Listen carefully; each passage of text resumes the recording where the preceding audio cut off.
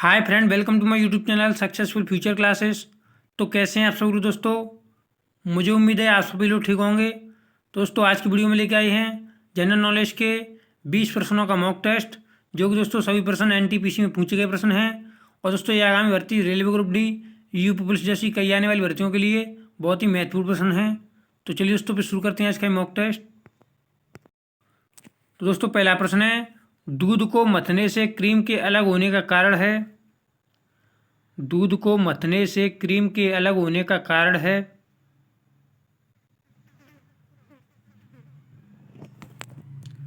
और बिल्कुल दोस्तों यहाँ पर जिन्होंने भी लगाया है ऑप्शन डी अपकेंद्री बल, तो उनका राइट आंसर है दोस्तों दूध को मथने से क्रीम के अलग होने का कारण है दोस्तों अपकेंद्री बल। अगला प्रश्न है, द ओरिजिन ऑफ स्पीसीज नामक पुस्तक लिखी गई है। द ओरिजिन ऑफ स्पीसीज नामक पुस्तक है दोस्तों, वो किसके द्वारा लिखी गई है।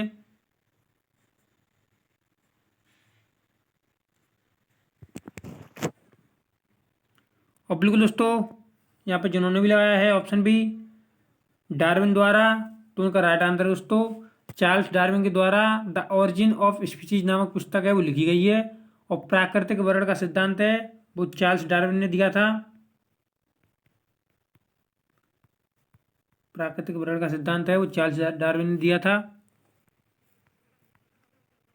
अगला प्रश्न है, जीन शब्द का सर्वप्रथम प्रयोग किसने किया। जीन शब्द का प्रयोग सर्वप्रथम किसने किया। और बिल्कुल यहाँ पे जिन्होंने भी लगाया है ऑप्शन डी, उनका राइट आंसर है जोहानसन ने जीन शब्द का प्रयोग सर्वप्रथम किया था। ये दोस्तों NTPC railway group D previous year में दोस्तों 4 से 5 बार ये दोस्तों प्रश्न पूछा गया था। अगला प्रश्न है, फिरोजाबाद किसके लिए प्रसिद्ध है। फिरोजाबाद है दोस्तों वो किसके लिए प्रसिद्ध है। और बिल्कुल दोस्तों आप सभी जानते होंगे ये कांच की चूड़ियों के लिए प्रसिद्ध है फिरोजाबाद, श्रृंगार नगरी है दोस्तों। अगला प्रश्न है, सिद्धांत शिरोमणि के लेखक कौन है। सिद्धांत शिरोमणि के लेखक कौन है।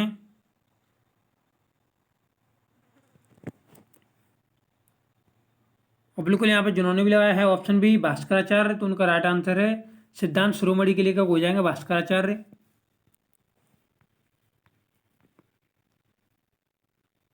अगला प्रश्न है, एफिल टावर निम्नलिखित में से किस देश का राष्ट्रीय स्मारक है। एफिल टावर है दोस्तों वो किस देश का राष्ट्रीय स्मारक है।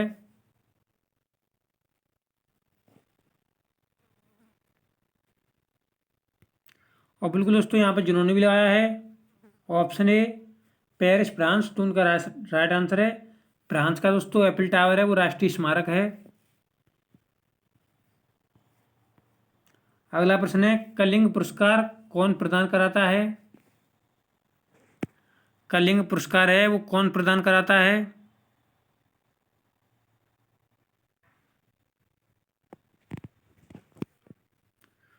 और बिल्कुल दोस्तों यहाँ पे जिन्होंने भी लगाया है ऑप्शन डी यूनेस्को, तो उनका राइट आंसर है यूनेस्को संस्था है दोस्तों ये कलिंग पुरस्कार है वो प्रदान कराती है। अगला प्रश्न है, अकबर का राज्याभिषेक कहाँ हुआ था। अकबर का राज्याभिषेक है ये कहाँ पर हुआ था।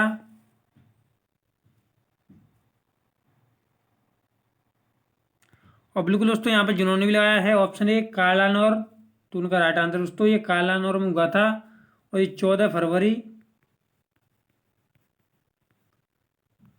1556 में दोस्तों अकबर का राज्याभिषेक हुआ था।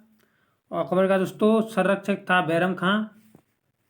14 फरवरी 1556 में अकबर का राज्याभिषेक हुआ था दोस्तों। अगला प्रश्न है, माई एक्सपेरिमेंट विद ट्रुथ नामक पुस्तक के लेखक कौन है। My experiment with truth, truth होगा दोस्तों यहाँ पर बाई एक्सपेरिमेंट विद ट्रुथ पुस्तक के लेखक कौन है।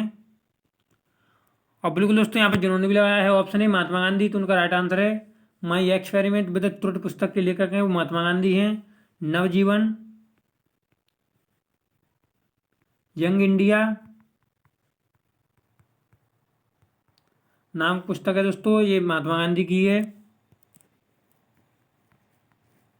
अगला प्रश्न है, ऋग्वेद में सबसे पवित्र नदी किसे माना गया है? ऋग्वेद में सबसे पवित्र नदी है वो किसे माना गया है?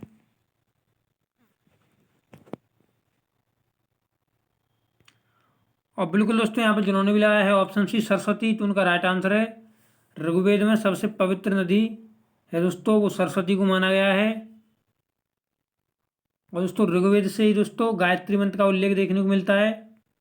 गायत्री मंत्र की जो उत्पत्ति है वो ऋग्वेद से हुई है।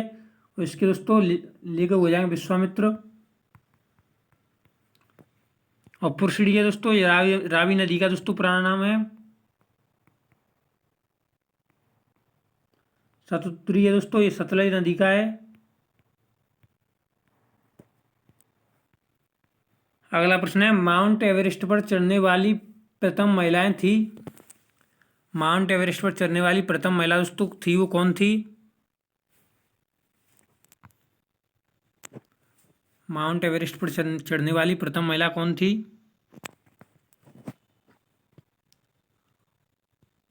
और बिल्कुल दोस्तों ये काफ़ी कन्फ्यूजन वाला क्वेश्चन है। यहाँ पर जिन्होंने भी लगाया है ऑप्शन डी, इनमें से कोई नहीं, तो उनका राइट आंसर है माउंट एवरेस्ट पर चढ़ने वाली प्रथम महिला दोस्तों इनमें से कोई नहीं थी।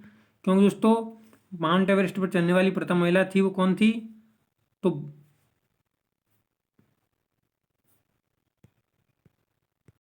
माउंट एवरेस्ट पर चढ़ने वाली दोस्तों प्रथम महिला हो जाएंगी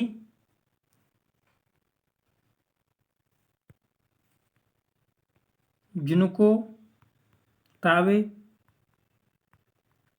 जो कि दोस्तों इन्होंने 16 साल की उम्र में दोस्तों माउंट एवरेस्ट को फतेह किया था। और दोस्तों ये वर्ष 1975 में दोस्तों इन्होंने माउंट एवरेस्ट पर चढ़ी थी। और ये दोस्तों जापान देश की हैं, जिनको ताबे हैं दोस्तों ये जापान देश की हैं। इन्होंने 16 साल की उम्र में 1975 में दोस्तों माउंट एवरेस्ट को फतेह किया था। और दोस्तों अगर यहाँ पर क्वेश्चन पूछा जाता माउंट एवरेस्ट पर चढ़ने वाली प्रथम भारतीय महिला, प्रथम भारतीय पूछता दोस्तों, तो हो जाता दोस्तों सूत्री बछेंद्री पाल, बछेंद्री पाल हो जाता दोस्तों। अगर दोस्तों प्रथम भारतीय महिला पूछता तो बछेंद्री पाल हो जाता। और दोस्तों बछेंद्री पाल का जन्म की बात करें तो 24 मई 1954 में उत्तराखंड में हुआ था दोस्तों, उत्तराखंड में हुआ था। और उन्होंने दोस्तों माउंट एवरेस्ट को फतेह किया था 1984 में। 1984 में दोस्तों माउंट एवरेस्ट को फतेह किया था। और तो माउंट एवरेस्ट पर दोस्तों 2 बार चढ़ने वाली महिला हो जाएंगी संतोष यादव। तो अगला प्रश्न दोस्तों, दक्षिण भारत की नदियों में सबसे लंबी नदी है। दक्षिण भारत की नदियों में सबसे लंबी नदी कौन सी हो जाएगी?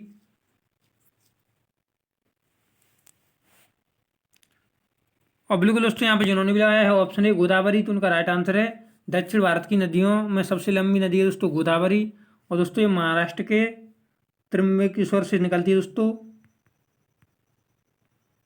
त्र्यंबकेश्वर से निकलती है दोस्तों ये महाराष्ट्र के। और दोस्तों गोदावरी नदी की प्रमुख सहायक नदियों की बात करें तो दोस्तों इंद्रावती,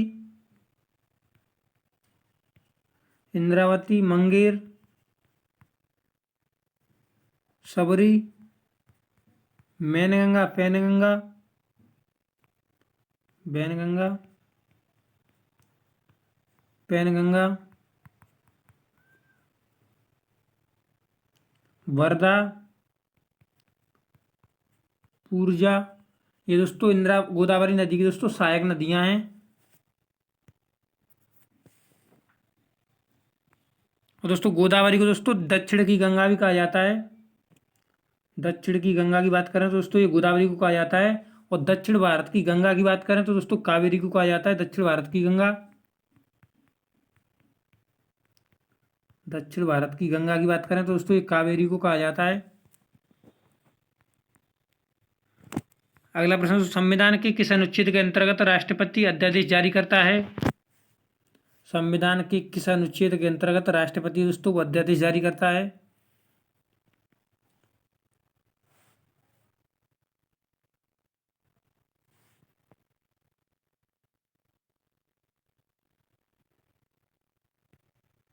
और बिल्कुल दोस्तों यहाँ पर जिन्होंने भी लगाया है ऑप्शन सी अनुच्छेद 23 तो उनका राइट आंसर दोस्तों। अनुच्छेद 123 के तहत दोस्तों राष्ट्रपति वो अध्यादेश जारी करता है।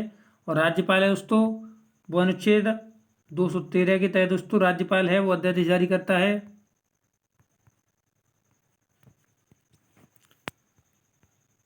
अगला प्रश्न है, निम्न में से किस भारतीय राज्य की समुद्री तटरेखा है दोस्तों वो सबसे छोटी है?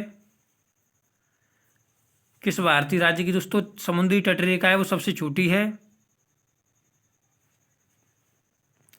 और बिल्कुल दोस्तों यहाँ पे जिन्होंने भी लगाया है ऑप्शन ए गोवा, तो उनका राइट आंसर दोस्तों गोवा राज्य दोस्तों वो सबसे छोटा राज्य है जनसंख्या की दृष्टि से। सॉरी दोस्तों, गोवा राज्य दोस्तों वो क्षेत्रफल की दृष्टि से सबसे छोटा राज्य है। इसमें दोस्तों मात्र 2 जिले हैं। और जनसंख्या की दृष्टि से दोस्तों बात करें सबसे छोटा राज्य सिक्किम हो जाएगा। सिक्किम जनसंख्या की दृष्टि से सबसे छोटा राज्य है। गोवा है दोस्तों वो क्षेत्रफल की दृष्टि से सबसे छोटा राज्य है। और सबसे बड़ा राज्य दोस्तों बात करें तो सबसे बड़ा राज्य दोस्तों जनसंख्या की दृष्टि से उत्तर प्रदेश। और क्षेत्रफल की दृष्टि से बात करें तो दोस्तों राजस्थान सबसे बड़ा राज्य है। अगला प्रश्न है, संतोष ट्रॉफी किस खेल में दी जाती है? यानी दोस्तों संतोष ट्रॉफी है वो किस खेल से संबंधित है?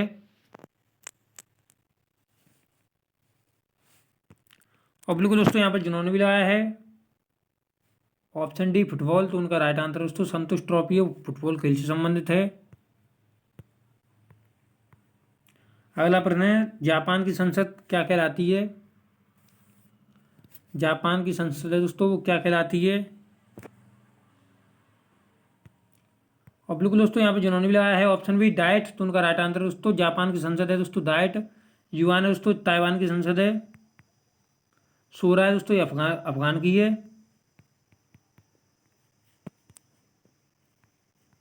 टेलीविजन का आविष्कार किसने किया? टेलीविजन का आविष्कार दोस्तों किसने किया था? और बिल्कुल दोस्तों यहाँ पे जिन्होंने भी लगाया है ऑप्शन बी जेल वेयर, तो उनका राइट आंसर दोस्तों टेलीविजन का आविष्कार है वो जेल वेयर ने किया था। और मार्कोनी ने दोस्तों रेडियो का आविष्कार किया था। और दोस्तों बात करें मोबाइल फोन का आविष्कार किसने किया था?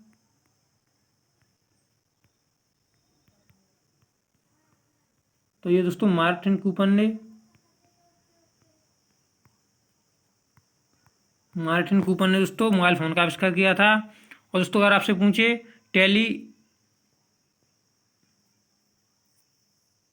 टेलीफोन का आविष्कार किसने किया था दोस्तों, ये ग्राहम बेल ने किया था टेलीफोन का आविष्कार। टेलीविजन का जेल वेयर ने, टेलीफोन का ग्राहम बेल ने, और मोबाइल फोन का दोस्तों मार्टिन कूपर ने। अगला प्रश्न है, द्रोणाचार्य सम्मान दिया जाता है। द्रोणाचार्य दोस्तों खेल का दोस्तों सम्मान है वो किस क्षेत्र में दिया जाता है दोस्तों?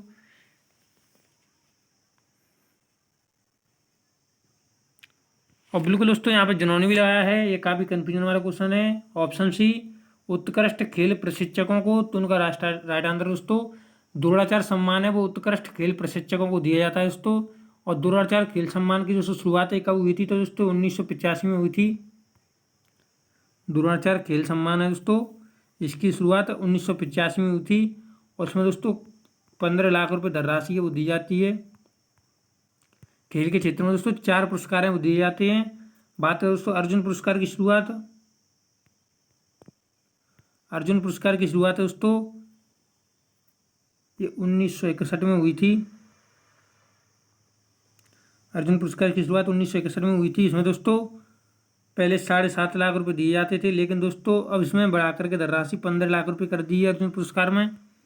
और बात करें दोस्तों राजीव गांधी खेल रत्न पुरस्कार, इसकी दोस्तों स्थापना 1991-92 में हुई है। और इसमें दोस्तों राजीव गांधी खेल रत्न पुरस्कार में दोस्तों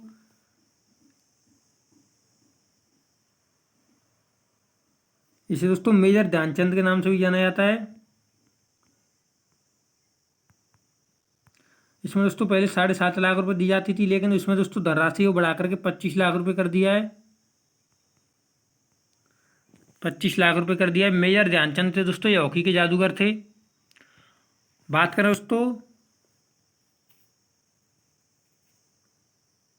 मेजर ध्यानचंद पुरस्कार, तो ये सन 2002 में दोस्तों मेजर ध्यानचंद पुरस्कार दिया जाता है।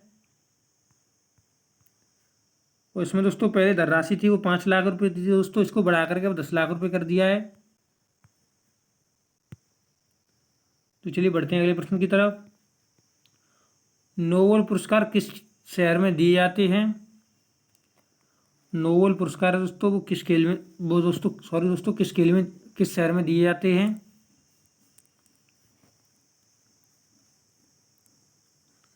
और बिल्कुल दोस्तों यहाँ पे जिन्होंने भी लगाया है ऑप्शन ए नॉर्वे की राजधानी ओस्लो, तो उनका राइट आंसर है दोस्तों नॉर्वे की राजधानी ओस्लो में दोस्तों नोबेल पुरस्कार है दोस्तों दिए जाते हैं। और दोस्तों ये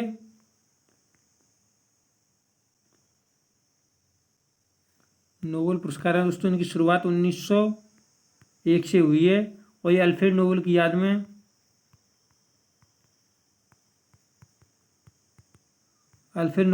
दोस्तों ये दिए जाते हैं। और इसमें दोस्तों 1 करोड़ रुपए की धनराशि दोस्तों वो दी जाती है। और दोस्तों बात करें जिनेवा में, तो विश्व स्वास्थ्य संगठन, विश्व खाद्य संगठन, सॉरी दोस्तों विश्व स्वास्थ्य संगठन, विश्व मौसम विज्ञान संगठन, विश्व श्रम संगठन, ये सभी दोस्तों मुख्यालय हैं वो जिनेवा में हैं। अगला प्रश्न है नोबेल पुरस्कार विजेता मोहम्मद यूनुस किस देश के हैं? नोबेल पुरस्कार विजेता है दोस्तों वो मोहम्मद यूनुस किस देश के हैं? और बिल्कुल दोस्तों यहाँ पे जिन्होंने भी लगाया है ऑप्शन ए पाकिस्तान, तो उनका राइट आंसर दोस्तों मोहम्मद यूनुस के हैं दोस्तों, ये पाकिस्तान के हैं। और दोस्तों सबसे कम उम्र में दोस्तों इन्हें नोबेल पुरस्कार मिला था, और सबसे अधिक उम्र में दोस्तों नोबेल पुरस्कार विजेता कौन हो जाएंगे? तो जॉन बी गुडन